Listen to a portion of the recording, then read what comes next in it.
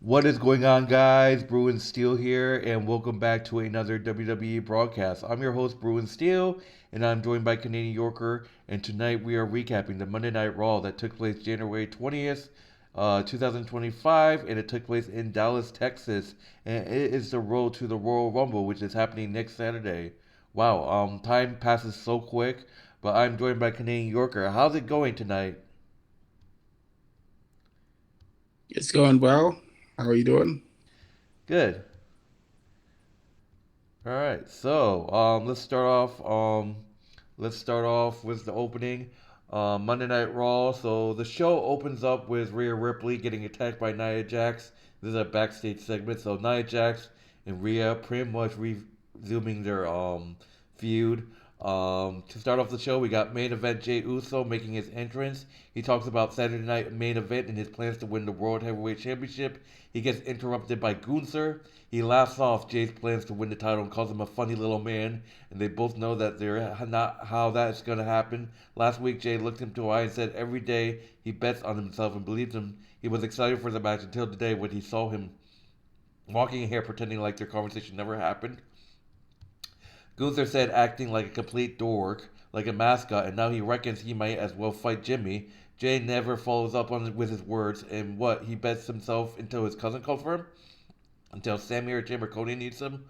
All that makes him is a useful idiot, and he doesn't even realize. It the words and action do not align, but Gunther does. He claims that he says Saturday when the bell rings, he's going to expose him as a flash in the pan with no business being that close to the World Heavyweight Championship.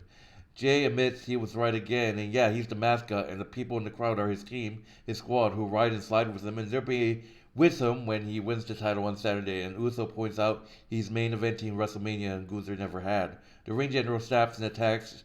They go back and forth with a brawl until Uso sends him to the floor with a super kick and holds the title high in the ring before laying it down and telling him to come and get it. Gunther gets up the apron briefly before backing off and taking his title and leaving. So what are your thoughts on the Jey Uso and Gunther opening segment? Wow, Gunther and Jey Uso going at it. Uh, I could say I like this development. I think, you know, Gunther, Gunther needs a worthy challenger, and I think Jey Uso is the guy that's going to help Gunther to get better and push him to new heights. I definitely think Jey Uso is also a very popular face. So Gunther really needs that popular face to go after, to be beefing with him, and I like that development. And I also Jey Uso will want to beat Gunther because Gunther beat Sami Zayn. So I could see that there's definitely a storyline there. So I like that idea with Gunther facing Jay. That's good. All right, so moving on. Hang on, give me a second. Hang on, moving on. We got the New Day cutting a promo in their entrance, annoyed at their music playing, and Kofi says the crowd is starting to piss him off with all the booing. They began doing this so long to disrespect it like this. They're walking Hall of Fame, and he takes his money back from JBL. The New Day, talking about the first match. Excuse me, sorry. Talking about the first match, we got Kofi Kingston versus Rey Mysterio 101. John JBL is actually on commentary for that, so it's a long time coming. JBL, welcome back. Struggling over a standing switch, Waistlock takes down from Kingston, riding Mysterio. Ray was the arm wrangler, reverse throwing back, headlock, shut off. Shoulder block takes the legend off of his feet. On the rope, Mysterio with herons, but Kofi ducks a 619. Trading kicks in the corner, shoulder blocks from Ray, slingshot, but Kingston blocks the powerbomb. Following after Kofi hooks some short powerbomb into the stomp to the midsection, another powerbomb attempt is reversed into a Frankensteiner that sends Kingston to the steel steps. Ray cuts him off with a bulldog, and both men are down. Up in the turnbuckle, throwing for position, Mysterio with the diving seated senton. Springboard crossbody follows, but nobody home counters a sunset flip to a dropkick. cover for two. Set for a 619, but Xavier Woods trips Rey up and he gets injected by the referee. Mysterio decks Woods, but Kingston attacks him from behind with a northern lateral. Victory roll sets him up, but this time Rey Mysterio hits the 619 slingshot splash. The knees are up, but Rey Mysterio kicks out of the cover. Rey Mysterio counters the boom drop. Rey Mysterio hitting a pinning predicament on Kofi Kingston to win the match. Rey Mysterio defeats Kofi Kingston by pinfall. Post match, New Day goes to put boots to Rey, but Jaquan Wild and Cruz del Toro makes the save. New Day makes it like they're going to leave, but they come back to do a hit and run on Wild and throw him into the post. So, New Day as a heel group is awesome. They're cleaning house. What are your thoughts on Rey Mysterio defeating Kofi Kingston? I think, this is the first time we've seen the New Day as a heel group. And as a heel group, it makes more sense. I think that the New Day should have won. And here's what I think that because Rey Mysterio is a very beloved face guy, and the OWO is popular. Um, I say somewhat they're a popular somewhat face group, so it would make sense. I think for the first of all, the New Day, the face, to be beefing with LWO, and the New Day is gaining more and more infamous as a heel group, and I mean for them to lose. Uh, I don't like the fact that they lose. I prefer them to win over Rey Mysterio, but maybe we might see them win again if they are able to get interferences worked on properly and actually interfere and get wins.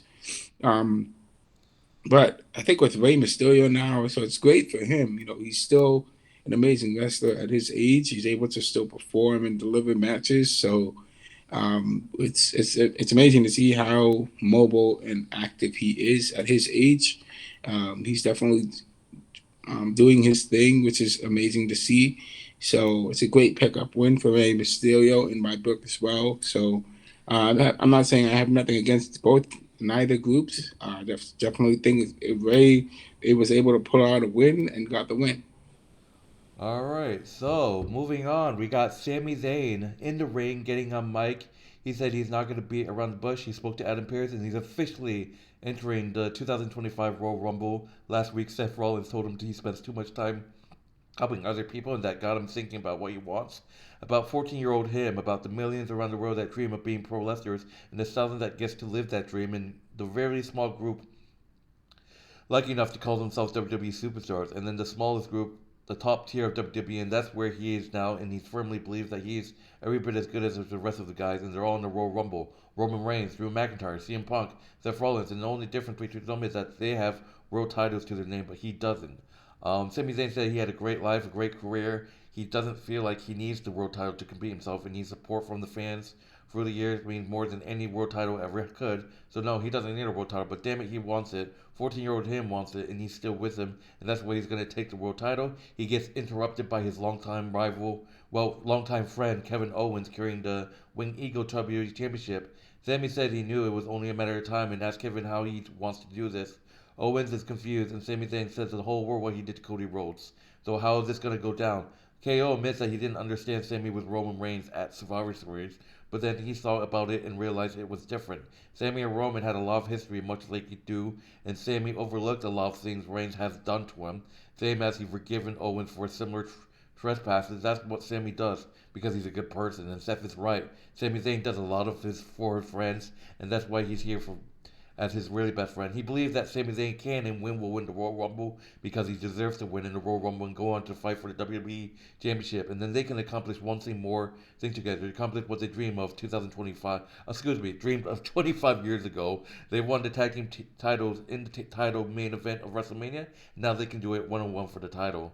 And he said he knows Sami Zayn will win the Royal Rumble because he has his back, and he knows that he's going to walk out as WWE champion because he knows Sami Zayn will have his back because he's his best friend and his brother, and he needs them. So this is really interesting because do you think we can see a Sami Zayn turn heel again and help Kevin beat Cody? But I don't think so. I think Sami.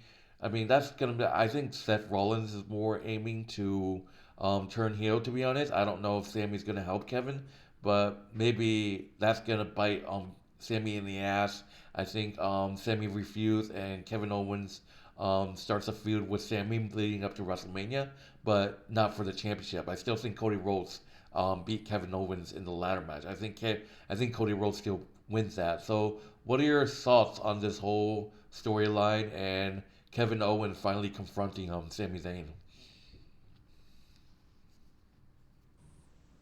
Uh, I think it's interesting.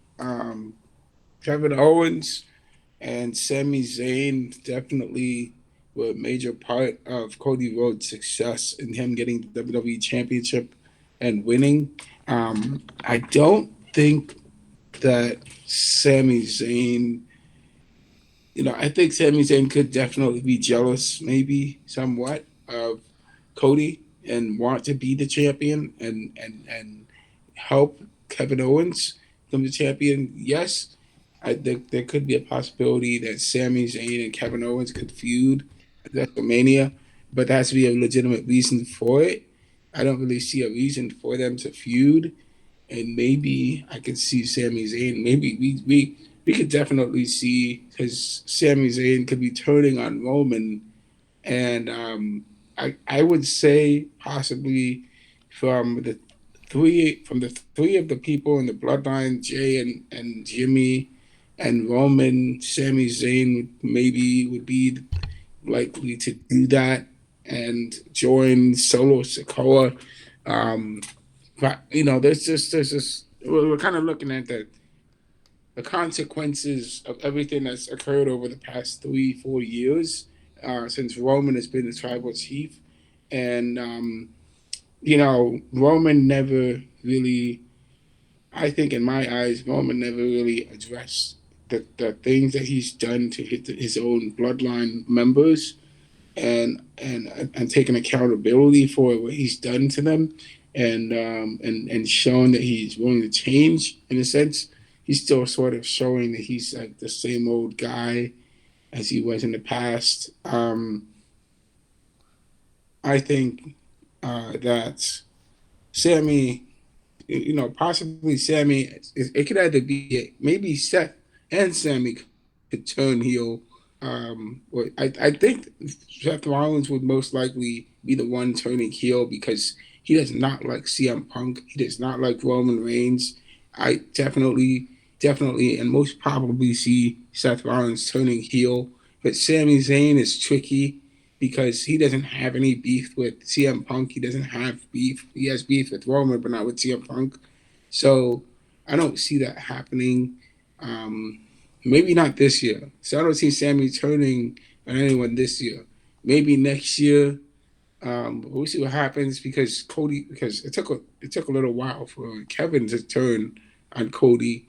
Um, but I think in my eyes, I don't see that happening with Sammy. All right. So moving on, we got Bayley and Nia Jax in a rematch, SummerSlam rematch. So it's official. Bayley has official get transferred to Raw. So Bayley is no longer on SmackDown. Bayley has officially got transferred to Raw. So welcome to Raw, Bayley. This is interesting because Damage Control is on the same brand. Are we going to see a Damage Control reunion moving forward? But I know you, Canadian Yorker, don't want one. So, Don't um, want it. This cannot happen. I don't want Bailey coming to Raw. Why? Man, this is gonna be a nightmare. yeah. And Nia Jax, there's rumors that Nia Jax got transferred too. So there's rumors that Nia Jax is officially back on Raw. So that's interesting. I don't know if it's official. They didn't actually announce it, but people are like, oh, if Nia Jax is feuding with Rhea, then most likely Nia Jax is already is transferred to Raw, which doesn't make sense because people are like, why didn't Nia Jax just go after Tiffany? We were all expecting a Nia Jax and Tiffany feud, but I think people are like, oh, it's just gonna be a build up to WrestleMania, Charlotte Flair returning and feuding with Tiffany Stratton. So we have to see where Nia ends up. By the looks of it, it looks like Nia Jax is also going to be on Raw. So the Raw roster is stacked. Um, so yeah, moving forward, talking about that Bayley and Nia Jax match. Jax immediately hosting her up around. Bayley counters into a DDT off the ropes. Nia with a huge pit butt. Cover for one. Back suplex gets the role model another near fall. Jax fires back with a rock bottom and goes up top. But Bayley climbs to cut her off. Kick sends Nia to the floor. Bayley dives on her own. Jax gets a near fall off a Samoan drop. Bayley with a near fall of her own in the return to the floor. Sunset flip puts Nia into the post and leaves her instincted on the floor while referee counts. She beats the count.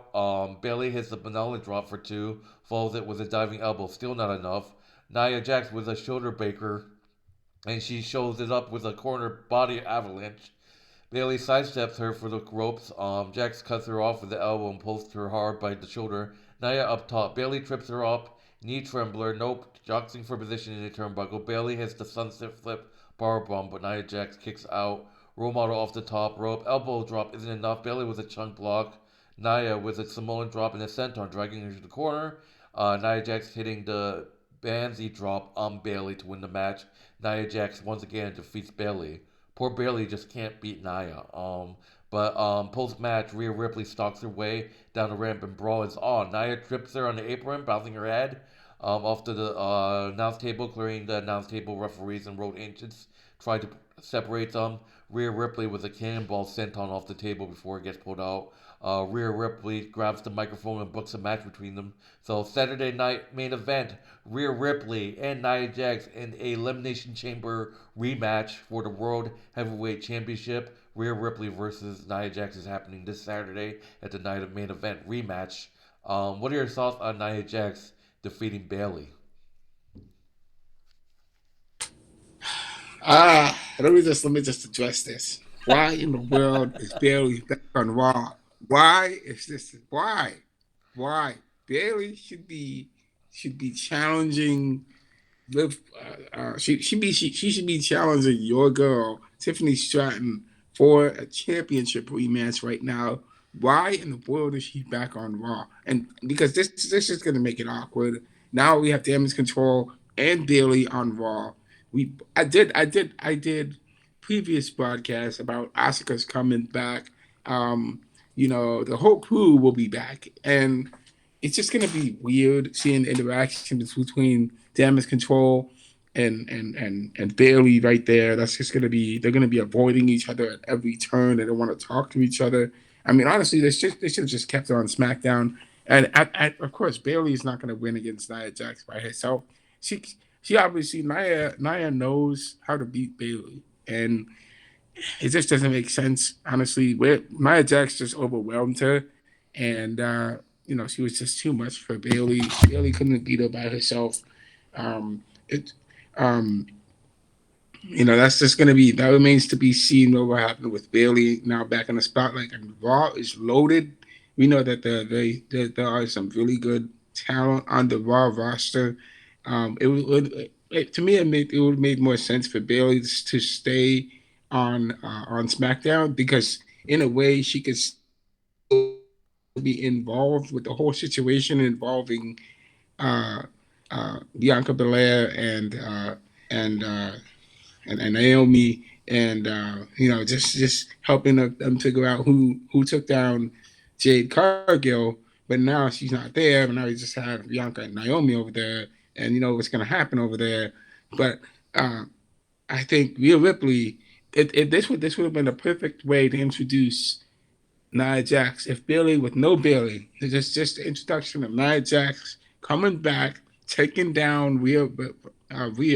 I mean, she is the perfect antagonist. Let's be honest. Nia Jax is the perfect antagonist for Rhea Ripley right now because she is the Nia lost to Rhea Ripley the first time, but now that there's no Judgment Day, there's absolutely no Judgment Day. Rhea Ripley is on her own 100%.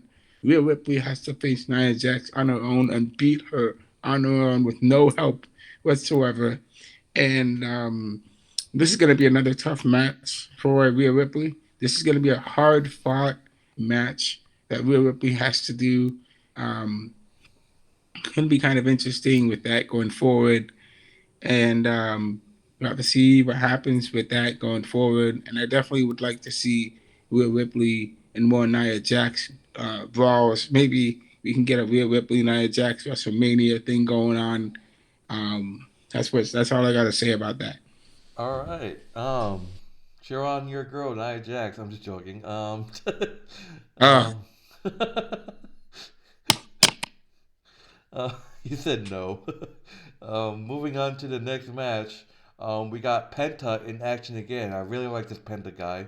Penta going one on one with Pete Dunne. Um, Penta goes for the Zero Meadow. Dunne wrenches his hand, trading wild forearms, side headlocks from Penta. Shock off leapfrog, super kick from Penta, and he starts draws until Dunne cuts him off with the elbow. He takes Penta down and snaps his finger before stopping his elbow. Step up Enzo cuts off a backflip. Pete rolls to the floor and Zero calls for it. Dunne meets him with a elbow X-Plex on the apron.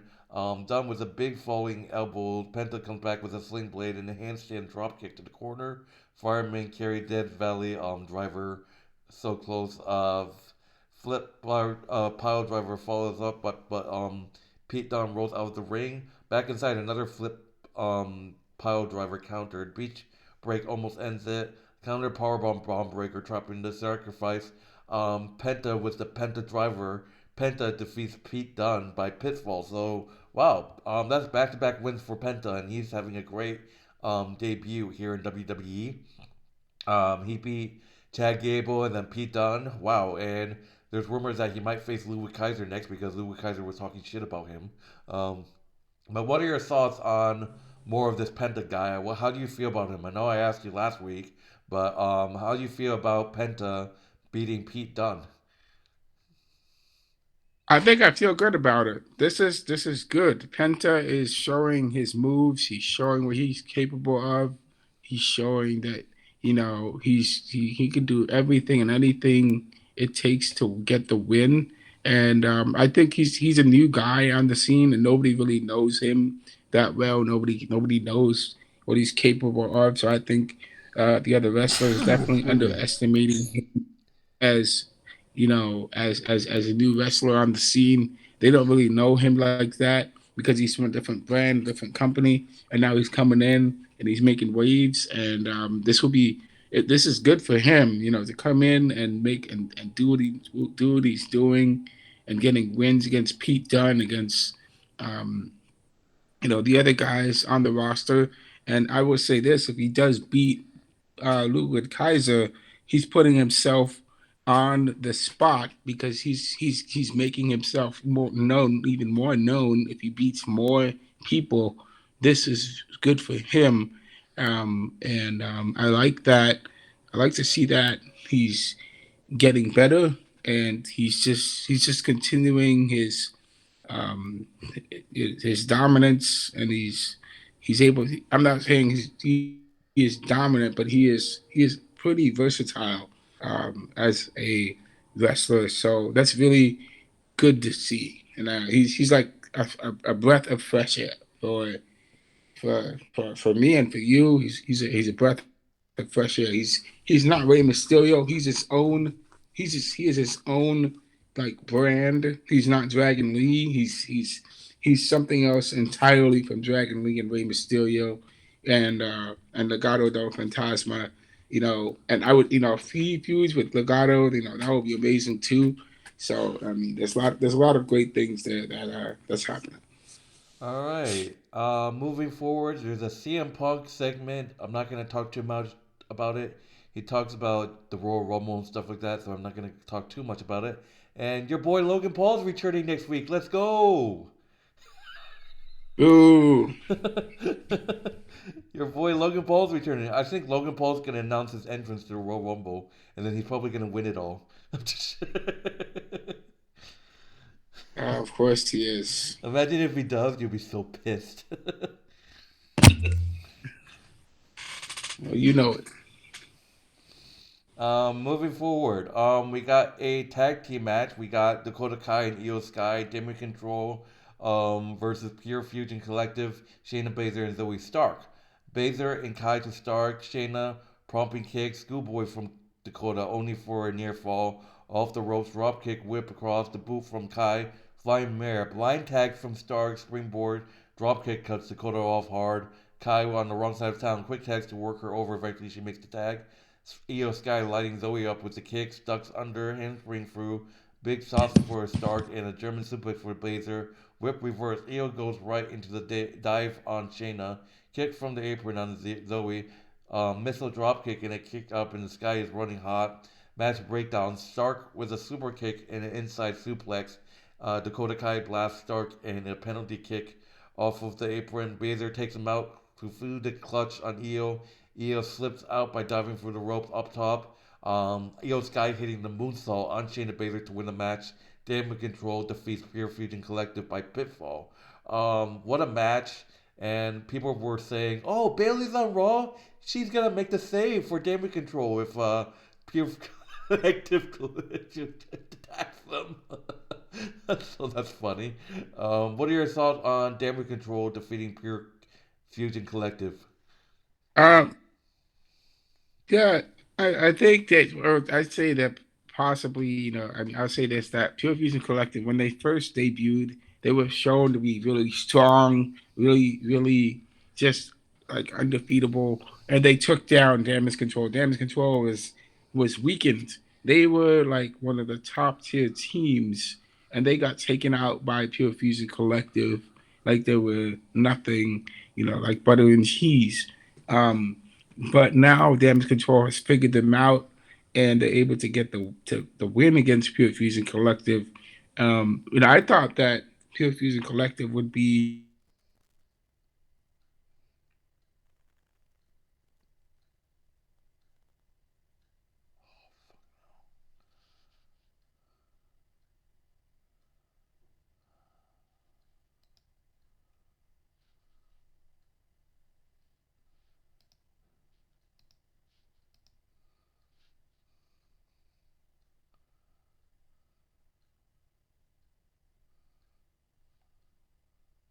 Control was Damage Control is the better established face group. Maybe we see Bayley talk to them, reunite. Or I think we probably may have a reunion with them in the future, much like Roman and the Bloodline. We might see a Damage Control reunion happening. Maybe there's some betrayal happening. I don't know, but we'll have to see what happens. Yeah, all right. Moving on to the main event. Sorry about that, guys. My internet dropped. Yeah. So main event time: Drew McIntyre versus Seth Rollins. It's interesting because Raw is now. They said that Raw is 3 hours, and now it's like 2.5 hours. So instead of 3 hours, the Raw has been ending 2.5 hours instead of 3 hours. So that's really weird. So McIntyre, Seth Rollins, WrestleMania rematch. The bad blood between these two. Um, McIntyre backs him into the corner, clean break, a shoving match breaks up, shoulder block knocks Drew down, off the ropes, dealing soldier block, sling blade from Rollins, clothesline sends McIntyre to the floor, dropkick through the rope, suicide dive follows, trading strikes, whips to the corner, excuse me, Rollins gets a boot up. Alabama slam counters into a victory for roll for two. Both men collided in the corner and they're down and out. Back at it. Seth Rollins posts him shoulder first a few times before smacking his hand into the ring post. Springboard knee, another knee over. So close senton cover for two. Up top, Rollins with a suplex, but McIntyre rolls through and counters with a minute quick driver for a near fall. Seth Rollins ducks the Claymore. Drew McIntyre hits the spinebuster jackknife pin. Still no. Falcon Arrow gets Rollins another near fall. Future Shock countered. Pedigree reverse. A lateral drop Seth Rollins. McIntyre rolls to the apron for a breezer up top. Dive counter back and forth. Rollins taking him to the mat. Arm trapped crossface applied in the middle of the ring. Drew fights out. Hair pull into the Future Shock. No, still not enough. Back and forth. Flash ping. Seth Rollins with a jackknife pin to win the match. Seth Rollins with a sneak pin. A jackknife pin. Seth Rollins once again, Seth Rollins defeats Drew McIntyre. Post match, the furious McIntyre attacks Rollins and chases the referee out of the ring. Claymore lays Seth out, and Drew drags him over the corner and puts his head against the Post. Sami Zayn makes the save and puts McIntyre into the post. Sami checks on Seth and rolls him to safely before going back to McIntyre and eating a hard headbutt and getting thrown into the barricade on the ramp. Back inside, Drew sidesteps and Rollins eats the Huluva kick. Sami Zayn accidentally kicking Rollins in the face, which was unintended. McIntyre cackles while Sami Zayn is full remorse and Rollins is furious. So that would do it for the main event. Seth Rollins defeat Drew McIntyre, but what cost? With Sami Zayn accidentally hitting the Hula kick on Seth, is this going to trigger Seth Rollins to turn on Sami and officially turning heel? What are your thoughts on Seth Rollins defeating Drew McIntyre in the aftermath of that match? Seth Rollins defeated Drew McIntyre, and that's interesting. These guys, they don't have any love between one another, and I'm sure CM Punk very much enjoyed seeing two of his rivals, both of his rivals, beat the crap out of each other, and he probably wasn't happy that Seth Rollins won, because he doesn't like Seth Rollins more than he likes Drew McIntyre. So, excuse me, great pickup win for Drew McIntyre. I'm sorry, it's a great pickup win for Seth Rollins to get over Drew McIntyre. But of course, Drew McIntyre wants to get revenge. That's exactly what happened. Sami Zayn comes in and he tries to save Seth Rollins, but he doesn't save him. He ends up making the situation worse for himself, because he did a Luba kick Seth. But I have a feeling that, man, if it was intentional for that to happen, then Seth Rollins is probably in the right here to be upset with Sammy for kicking him in the face and getting away with it, because it could have been, excuse me, it could have been that Sami Zayn wanted Seth Rollins to feel the pain. But we don't know real what the whole thing is all about. But I think that probably was unintentional that it happened, and this just causes more friction between Seth Rollins and Sami Zayn. This I could definitely see this being the thing that puts Seth over the top, and you know I think that this is probably something that's definitely going to push him over the edge. All right, so that will do it for Monday Night Raw. Thank you guys for watching. In terms of grading, I like this show. I really did. I'm gonna give this show A minus. Let's say A minus. How about you? I'm going to give this a 8, like a B plus. B I'll be giving it a plus. B plus rating.